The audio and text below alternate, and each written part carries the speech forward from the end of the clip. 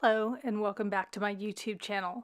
Today I have this collage triangle card to share with you using Altenew stamps and dies.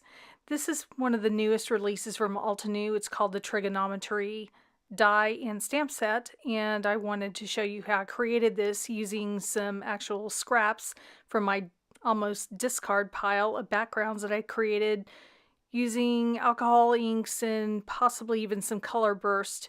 So what I'm going to do first is actually do the die cut, or I'm going to show you how I did one die cut from one of my old backgrounds that I did not use for a card.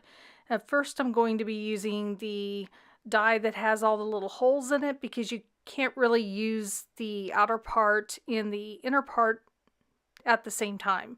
So I'm also using something that's new to me. I always wanted a little smaller die cut machine in case of travel, and this new little mini blossom die cutting machine by Altenew is just adorable, and it does a really good job with thin dies. So I expect I will be using this quite a bit in videos just because it's easier to pull and work with, at least if it's a small die. So I'm running it through the die machine with the large outer rectangle to create one of the die cuts. So that's what I did to create all of the triangles that are going to go on a section of the card towards the end, and I'll show you how that comes together. Next, I'm going to be stamping some of the stamps, actually just two of the stamps. One is a solid with dots and the other one is just the dots itself. I think it'll make sense in a moment. So what I wanted to do is stamp it at the roughly 2 1/4 mark up from the bottom, so that by the time I add the die cut stamps at the bottom, I'll still have room at the very bottom for my sentiment. I'm using Catherine Pooler inks today in order to stamp the rectangles. It's a very vibrant ink, and it's also very good for using on more solid stamps. It tends to cover them much easier and stamp very well. So I'm learning, using Flirty Fuchsia for the middle triangle, and then I'm going to pull up the one that's just the dots, polka dots by themselves. And on either side of that middle rectangle, I'm going to stamp it in another color called Lime Rickey. Now once I do this part, I'm going to speed it up a bit because the rest of the stamping is going to get, fairly repetitive.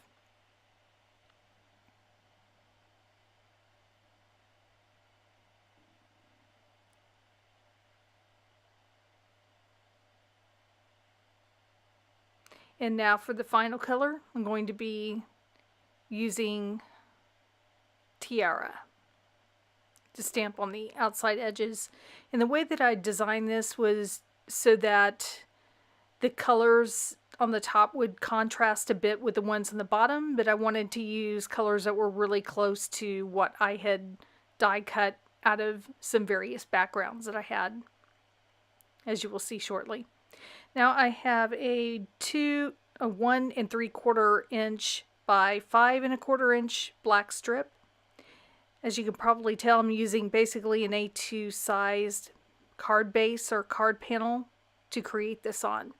So once that's glued down, I'm going to add the previously die cut rectangles. I'm using some painter's tape to pick those up. Previously I'd used just a temporary adhesive on that piece of black cardstock in order to secure them just long enough to put them in the exact placement that I wanted. And now that I have the adhesive in place, I'll flip it over and line it up so that it's centered in between the top and bottom of the piece of black cardstock, as well as lined up with the triangles on the top half. In the last step, before adding it to the card base, is to stamp the sentiment. And this is where I had a bit of a challenge, and I could have cut this part out of the video, but I decided to leave it in just to show that if you make a mistake at this point, that all is not lost. You can recover from it. And I didn't like the way that the stamping turned out at the bottom. For some reason it was very splotchy. even with VersaFine ink, which was kind of surprising. So I cleaned off the stamp and decided that maybe the best thing to do would be to stamp it onto a separate piece of white cardstock, and then I would glue that back onto the card and trim it so that it would work out better. I ended up doing this twice, so at this point you're seeing where I did heat embossing and clear embossing ink over the VersaFine, and then I ended up doing it yet a third time on another piece of cardstock before I was satisfied with the way that it looked. And then I just added some glue to the bottom of the card front. Then I'll flip it over and I'm going to trim off the excess. Once that was done, you really couldn't tell that I had done that, and since I had that black panel in the middle of it, it really didn't look bad at all. I decided to use mono liquid adhesive to attach the card panel to the front.